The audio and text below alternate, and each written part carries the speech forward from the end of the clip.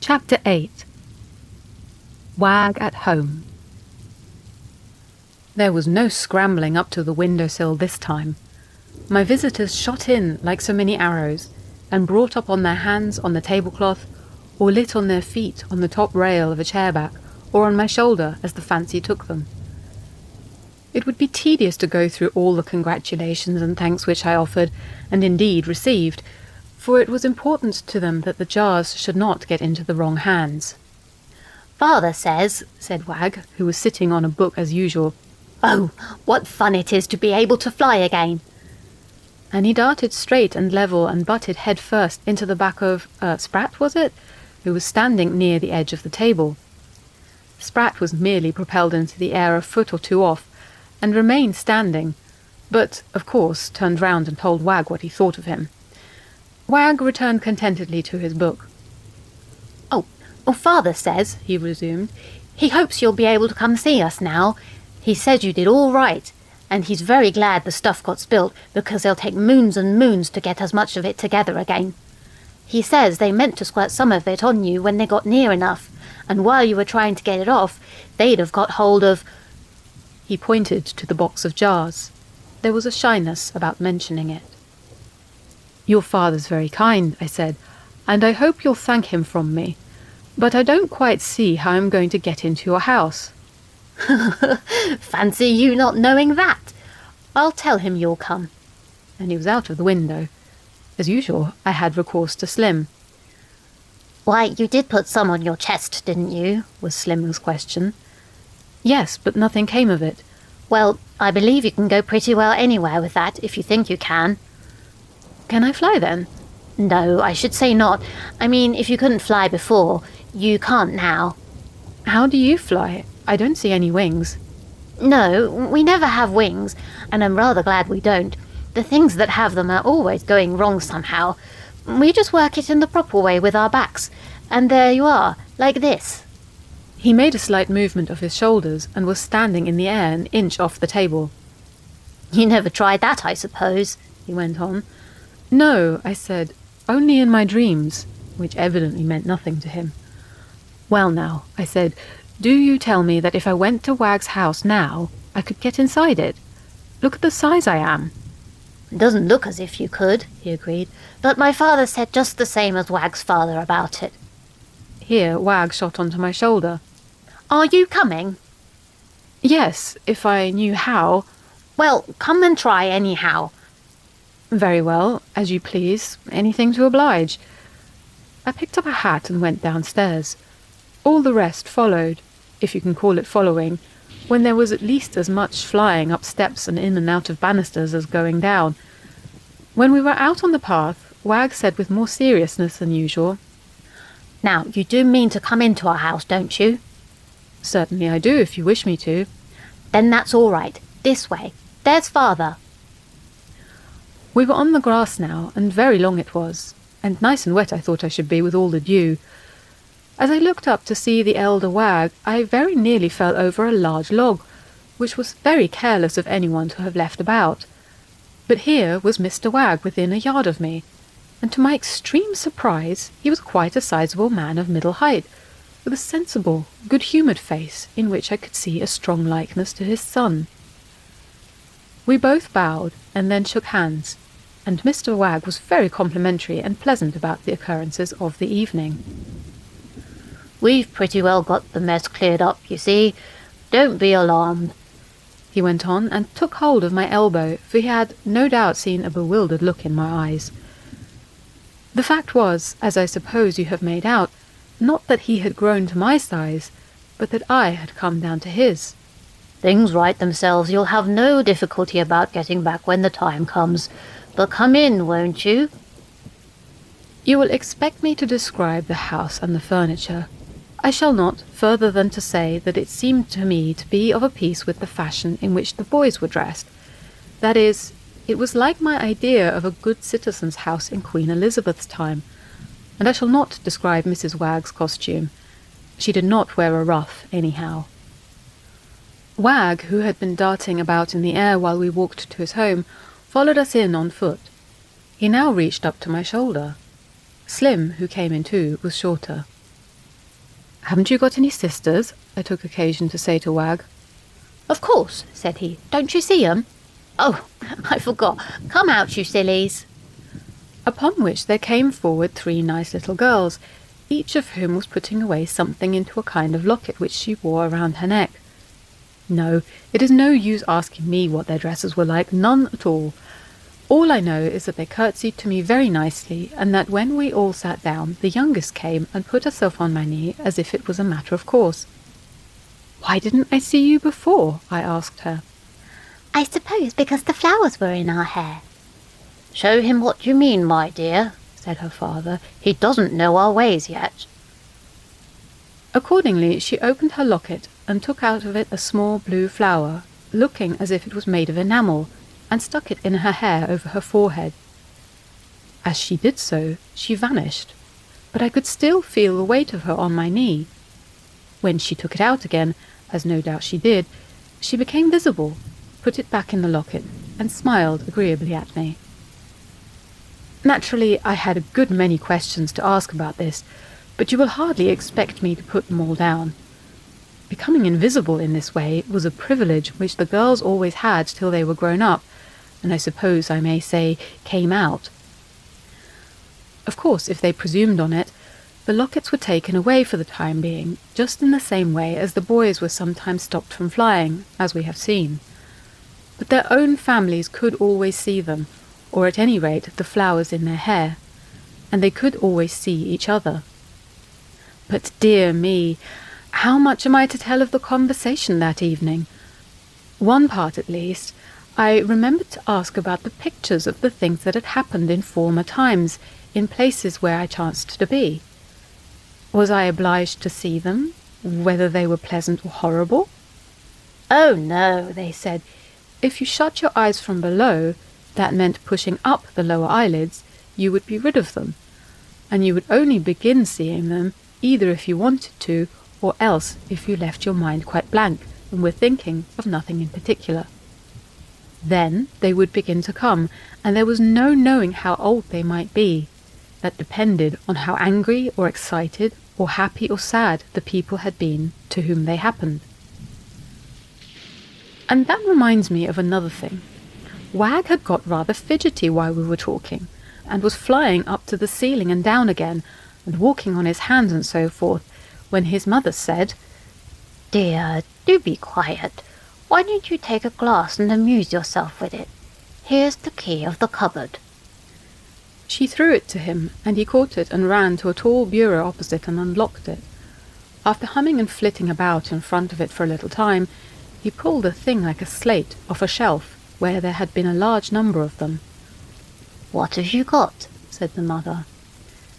The one I didn't get to the end of yesterday about the dragon.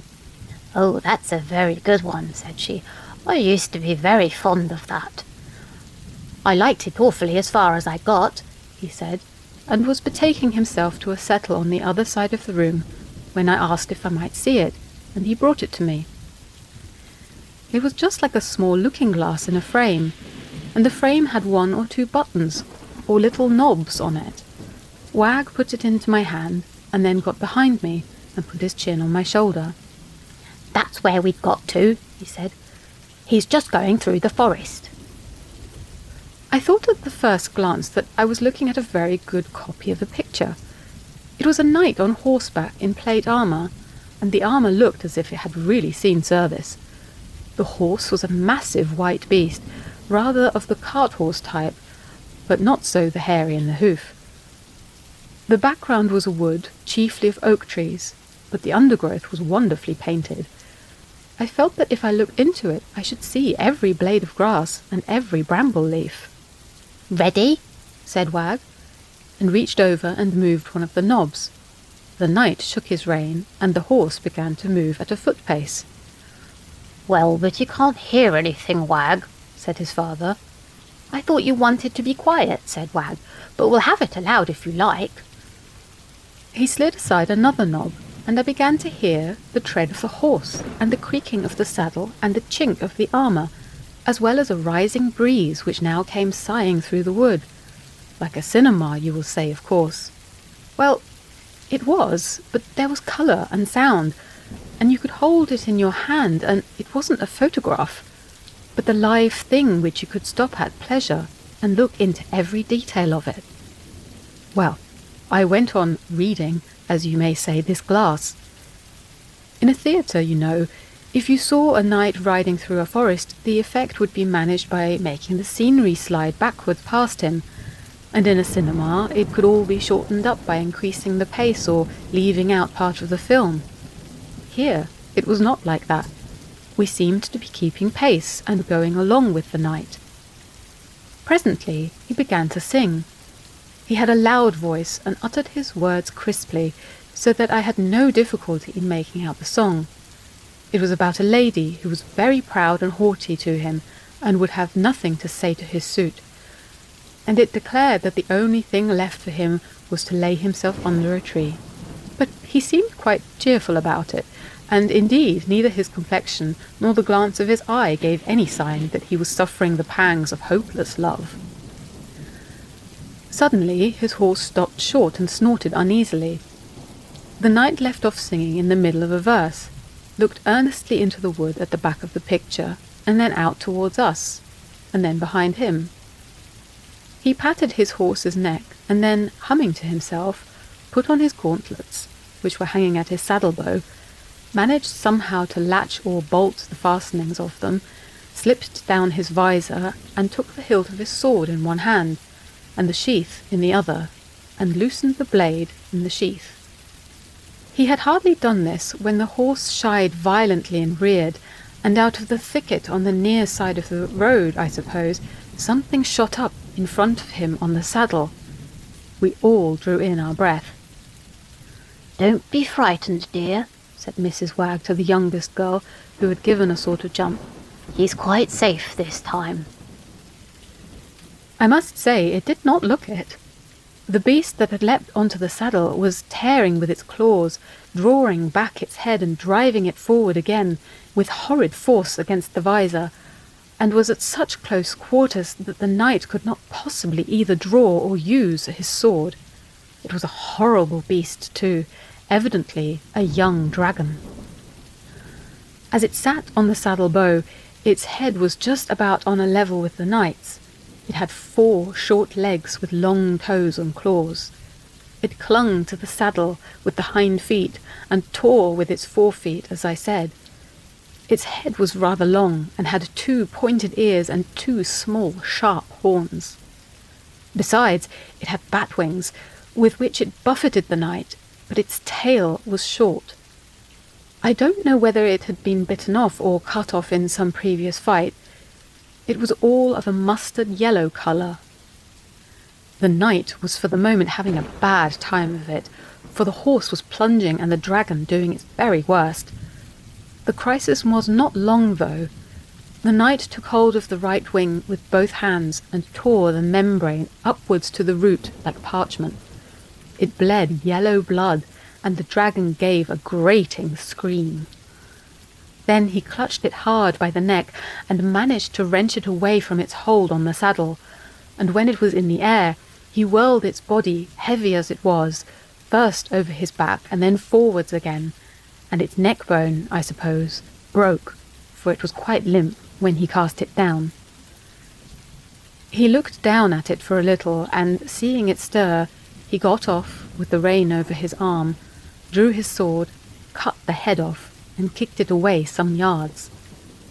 The next thing he did was to push up his visor, look upward, mutter something I could not hear well, and cross himself, after which he said aloud, "Where man finds one of a brood, he may look for more," mounted, turned his horse's head, and galloped off the way he had come.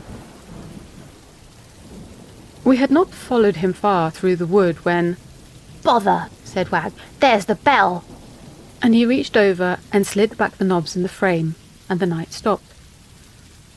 I was full of questions, but there was no time to put them. Good nights had to be said quickly, and Father Wag saw me out of the front door. I set out on what seemed to be a considerable walk across the rough grass towards the enormous building in which I lived. I suppose I did not really take many minutes about getting to the path, and as I stepped onto it, rather carefully, for it was a longish way down, why, without any shock or any odd feeling, I was my own size again. And I went to bed, pondering much upon the events of the day. Well, I began this communication by saying that I was going to explain to you how it was that I heard something from the owls, and I think I have explained how it is that I am able to say that I have done so. Exactly what it was that you and I were talking about when I mentioned the owls, I dare say neither of us remembers. As you see, I have had more exciting experiences than merely conversing with them. Interesting and, I think, unusual as that is. I have not, of course, told you nearly all there is to tell, but perhaps I have said enough for the present. More, if you should wish it, another time. As to the present conditions, today there is a slight coolness between Wisp and the cat. He made his way into a mouse hole which she was watching, and enticed her to close up to it by scratchings and other sounds, and then, when she came quite near, taking great trouble, of course, to make no noise whatever, he put his head out and blew in her face, which affronted her very much. However, I believe I have persuaded her that he meant no harm. The room is rather full of them tonight. Wag and most of the rest are rehearsing a play, which they mean to present before I go. Slim, who happens not to be wanted for a time, is manoeuvring on the table, facing me, and is trying to produce a portrait of me, which shall be a little less libellous than his first effort.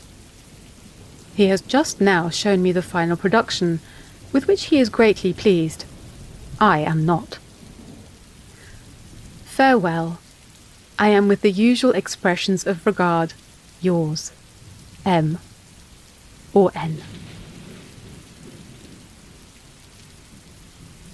If you enjoyed this story, poke the like button and subscribe to help other fans of dark and creepy fairy stories find this recording too.